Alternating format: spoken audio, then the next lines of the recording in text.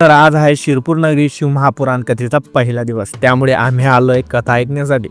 पण येथे आल्यावर पाहतो तर काय, शिवभक्तांची प्रचंड अशी गर्दी. पंडित मिश्राजी पाहायलाच भेटले नाही आणि काही शिवभक्तांना तर बसायलाच जागा नव्हती. तेवढ्यातच आम्हाला 2 क्यूट छोटे शिवशंभू पाहायला भेटले. मग काय, त्यांचं दर्शन करून घेतलं.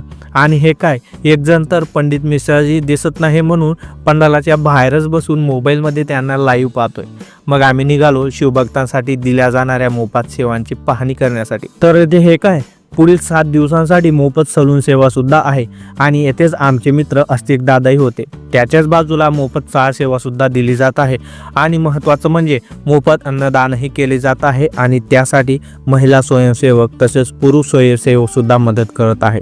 आणि पाहतो तर काय, वीज खंडित होऊ नये म्हणून वीज पुरवठा अधिकारी सुद्धा येथे हजर होते त्यांच्या टीम सोबत आणि त्यांना सुद्धा आम्ही भेट दिली. त्यानंतर महाकालाचा टीका लावणारे बंधू भेटले.